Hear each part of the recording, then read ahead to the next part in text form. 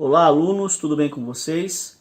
Hoje nós teremos uma aula sobre os movimentos sociais que aconteceram durante o início da República no Brasil e também faremos uma correção sobre as últimas atividades que foram passadas para vocês, que finalizam o módulo 1 da apostila de História. Então, vamos lá.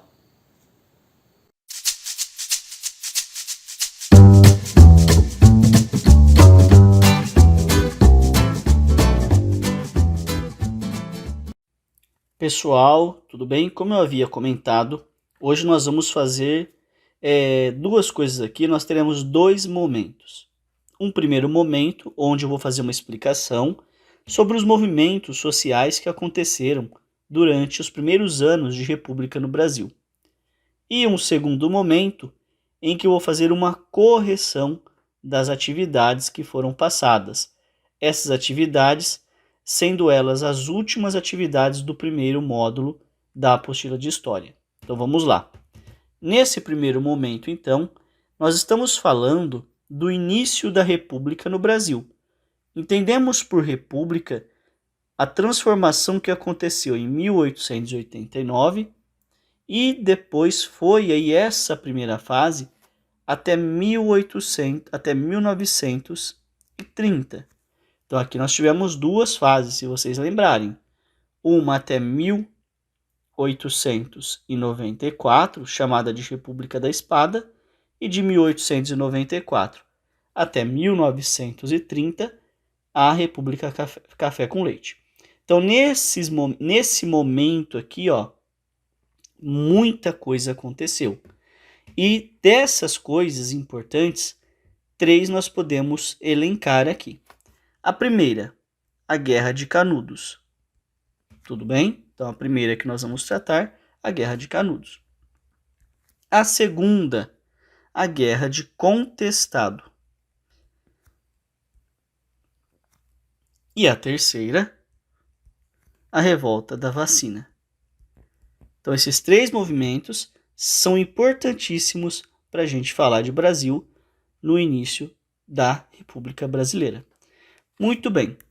Todos esses movimentos foram movimentos sociais, encabeçados aí pela população mais pobre do Brasil, no caso de Canudos no Nordeste, de Contestado na região mais ao sul do Brasil e da Revolta da Vacina na região do Rio de Janeiro. Tá? Então, todos eles aconteceram em diversas regiões do Brasil por causa de descontentamento com o governo republicano nesses primeiros anos. Muito bem. Se a gente pegar aqui, por exemplo, Canudos, o que foi essa revolta? Canudos foi uma comunidade que se formou ali no interior do sertão do Nordeste, e essa comunidade se formou com um líder, tá? Então eu vou até apagar aqui, para a gente explicar melhor sobre Canudos. Então vamos lá. Canudos. Então vamos pensar Canudos na região nordeste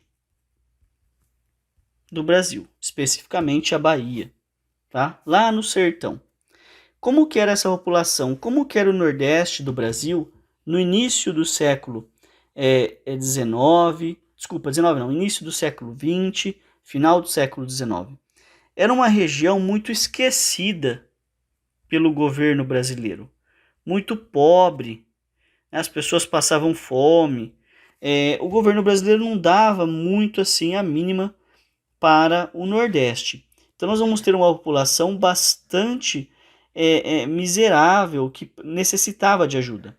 E por ser esquecida, vai surgir nessa região aqui uma figura importante, que nós chamamos de Antônio Conselheiro.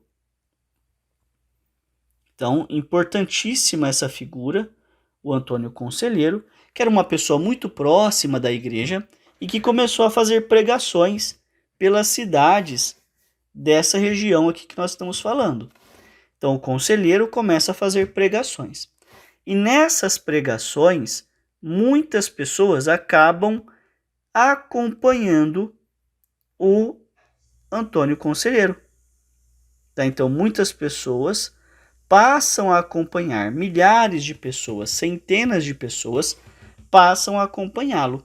Por quê?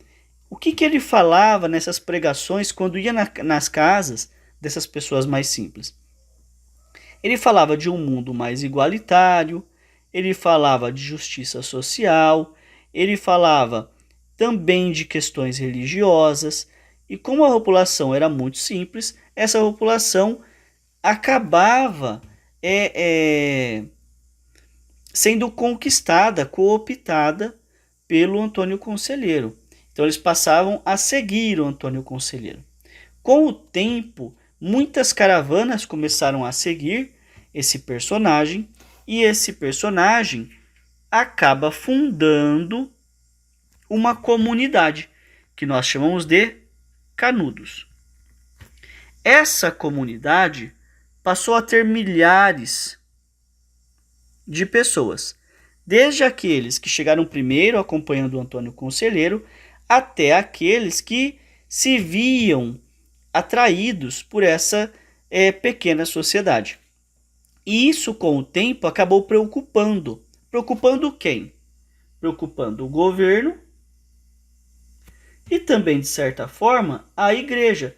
Por que o governo? Porque, por exemplo, essa comunidade não pagava impostos, era uma comunidade que vinha crescendo, era uma comunidade que até certo ponto era contra o governo republicano, e ao mesmo tempo era uma comunidade que tinha uma religiosidade liderada pelo Antônio Conselheiro.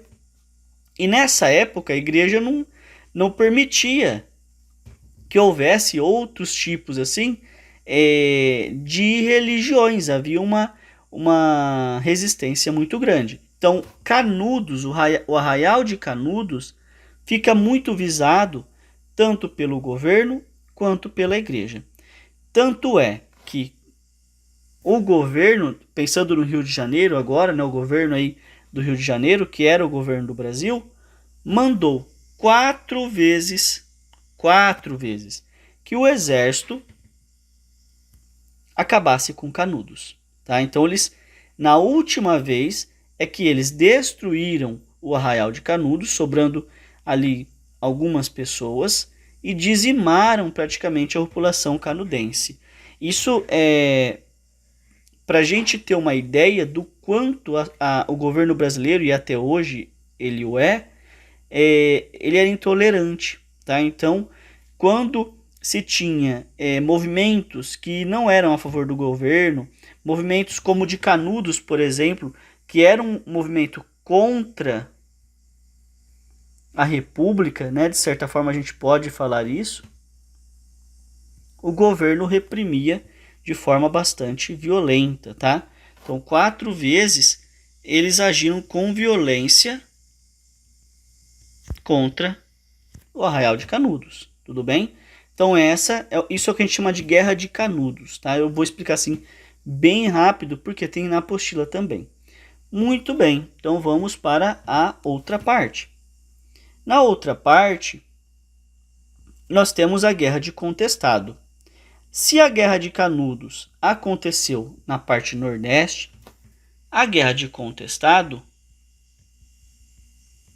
aconteceu na parte sul do Brasil. E o que tem a ver aí com essa região, né? Por que contestado? Contestado vem de contestar. Contestar alguma coisa. E o que esse pessoal contestava? Vamos pegar uma região então, uma região no Brasil, e que nessa região vivem aí muitas pessoas.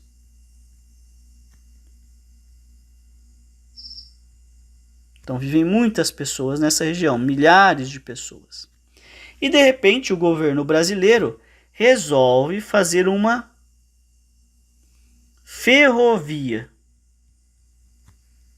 Essa ferrovia vai acabar desabrigando essas pessoas. Então essas pessoas vão ter que sair das suas regiões e irem para outras regiões. Elas vão ser praticamente expulsas da região em que viviam. Bom, até certo ponto, né, isso não era o pior, tá?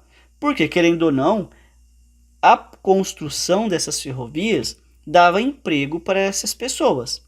Só que quando a ferrovia acabou de ser construída, essas pessoas, além de desalojadas, também perderam seus empregos. Então nisso tudo, surgiu um personagem chamado José Maria. Esse personagem era um monge, então ele também tinha um discurso bastante religioso.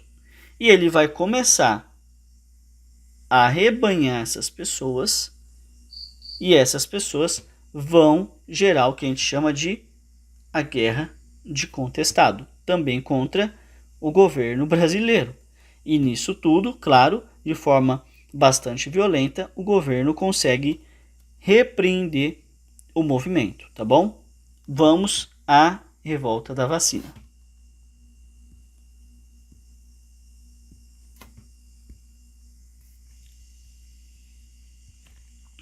A revolta da vacina aconteceu no Rio de Janeiro. E por que a revolta da vacina acontece no Rio de Janeiro? Vamos lá. Primeiro, o Rio de Janeiro tinha uma certa modernização, era a capital do Brasil. Só que o governo do Brasil resolveu modernizar mais o Rio de Janeiro. Então, quais regiões passam a ser modernizadas? O litoral, então a parte litorânea do Rio de Janeiro, e a região central. Quando essas regiões sofrem uma modernização, o que acontece? As pessoas que moravam aqui, nessas partes, aqui e também aqui, ao haver a modernização, essas pessoas são desalojadas para as partes periféricas, que a gente chama de periferias, ou para as margens. Tanto é que aí nós vamos ter a origem de duas palavras, marginal e marginalizado. Então, as pessoas que eram mais pobres, que moravam na parte litorânea, que moravam em regiões centrais, são obrigadas a irem para regiões mais periféricas. Essas regiões vão se tornar o que a gente chama hoje de favelas, por exemplo, que são os morros, são regiões mais à margem. Então, nós vamos ter o surgimento da palavra marginal, ou seja, marginal, aquele que vive à margem, mas que comete o crime, de forma até pejorativa, chama-se marginal, e o marginalizado, aquele que vive à margem, que não tem condições de uma sobrevivência adequada. Tudo isso vai gerar condições nessas regiões aqui, mais da margem, vai gerar condições aqui desumanas. Então vão ser criados aqui, além das favelas, o que a gente chama de cortiços. Os cortiços. Os cortiços, as favelas, eram lugares em que as casas eram todas mal construídas, sem estrutura, sem saneamento básico, sem água, sem esgoto. O esgoto era a céu aberto, lixo jogado a céu aberto. Então isso gerava muitas doenças. Tá? Então começou a gerar muitas doenças, como varíola, malária. Várias doenças foram surgindo nessa região. E o que o governo brasileiro faz? Vai vacinar essa população. Só que ao vacinar essa população, eles não avisavam para que servia, como que a vacina funcionava. E ainda por cima, a vacina era obrigatória. Então imagine, chega lá o agente de saúde na tua casa e vai te vacinar. Você não sabe o que contém ali. Chega ele mais o policial, eles entram na tua casa, te vacinam obrigatoriamente, vacinam uma pessoa que era gestante, que não sabia como que a vacina iria se comportar no corpo, E isso, obviamente, vai gerar uma revolta, vai gerar briga, tá? Então, houveram muitas brigas. Não é que a vacina fizesse mal, mas havia uma desinformação, uma falta de orientação com a população mais pobre com relação à vacinação, além de ser compulsória, né, além de ser obrigatória. Então, isso gerou muita revolta. Vejam que os 3 movimentos, sejam eles a revolta da vacina, a guerra de Canudos e a guerra de Contestado, esses 3 movimentos surgem das classes mais pobres, tá? Classes mais pobres que, na maior parte das vezes, não concordavam com o sistema republicano e com as ações desse sistema.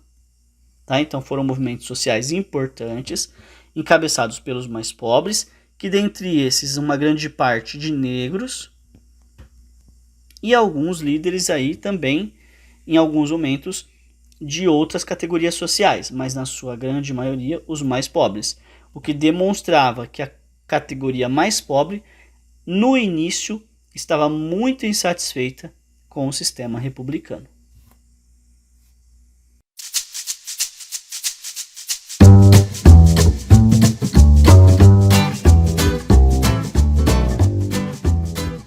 Agora nós vamos para o segundo momento da aula. Nesse momento, nós faremos uma correção das últimas atividades do primeiro módulo da apostila de História.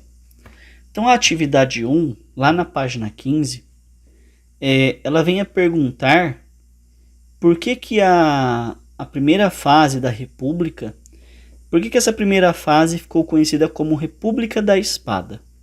E aí eu expliquei para vocês que recebe esse nome, República da Espada, porque foi a fase em que os militares fizeram a transição da monarquia, do Dom Pedro II, para a República do Café com Leite. E o nome espada se deve aos militares, porque espada é considerado um símbolo militar. Tá? Então a resposta é simples. Ele pergunta aqui por que fica conhecida como República da Espada. Na 2, ele pergunta se ocorreram grandes mudanças econômicas com a proclamação da República. Se houve grandes mudanças econômicas e sociais. O que ele está querendo saber? Se o Brasil ficou mais rico, se o Brasil começou a produzir mais, se a industrialização no Brasil realmente aconteceu, se a população teve uma melhor condição de vida, se houve mudanças econômicas e sociais. E aí a gente pode dizer aqui que mais ou menos. Por que mais ou menos? Econômicas, nós tivemos nessa primeira fase a tentativa de uma industrialização, mas que foi um pouco furada. Ao mesmo tempo, como eu havia explicado para vocês, eles tentaram fortalecer o mercado interno, lembra? Com emissão de papel moeda, investindo em indústrias do mercado aqui mesmo brasileiro, mas não deu muito certo, tá? Então não tivemos grandes mudanças econômicas, porque essa República da Espada, que foi a primeira fase, não foi bem sucedida. E sociais? Tivemos grandes mudanças sociais? Também não. E aí o motivo é simples. Se vocês prestarem atenção na explicação, os movimentos sociais, eles tinham a ver com a questão da pobreza. Então o Brasil não deixou de ser pobre, os negros não passaram a ter condições melhores, os brancos pobres não passaram a ter condições melhores. Então também não tivemos grandes mudanças sociais. Na próxima é a questão 3, tá? Uma questão do Enem. Não é uma questão difícil e ela mostra uma figura. Essa figura, ela está mostrando a revolta da vacina, tá? Então vamos analisar primeiro essa charge. A gente vê aí, ó, o Cortiço, tá vendo essa região? A região do Rio de Janeiro é o Cortiço, as casas aí todas bem juntinhas, ó. Nós temos a guarda do Rio de Janeiro, que ia até esses lugares para aplicar a vacina, e o início de briga, né? Percebam que os militares estão até montados em vacinas, e os pobres aí brigando do jeito que podiam. Então, o que a imagem ela quer nos mostrar? O que essa revolta revela? O que a revolta da vacina revela para a gente? Então, vamos analisar as alternativas. Vamos começar da E. O apoio ao governo republicano pela atitude de vacinar toda a população. A população apoiava o governo? Então, como foi explicado, não. A população não apoiava o governo com relação a essa vacinação. D. O planejamento do governo republicano na área da saúde, que abrangia a população em geral. Havia um planejamento do governo nessa época? Vocês acham que isso acontecia, principalmente para os mais pobres? Também não. A garantia do processo democrático instaurado com a República, por meio da defesa da liberdade de expressão da população. A população tinha liberdade de expressão nessa época? O que eles fizeram com Canudos? O que eles fizeram com Contestado? O que eles fizeram com as pessoas que eram contrárias à vacina? Eles davam liberdade? A gente sabe que também não. B. A consciência da população pobre acerca da necessidade de vacinação. A população mais pobre tinha essa consciência, eles eram bem orientados, isso eu também comentei. E a gente sabe que eles não eram orientados, que eles não eram bem informados, tanto é que isso gerou essas brigas. Então a B também não pode ser. Nos sobra então a A. Vamos ler a A. A insatisfação da população com os benefícios de uma modernização urbana autoritária. Então, houve uma insatisfação da população? Sim. Essa insatisfação se deu por causa de uma modernização urbana que deslocou essas pessoas para regiões como os cortiços e as favelas? Sim. Então essa questão é A, tá? É uma questão mais fácil, tá? Então essa é a correção, pessoal.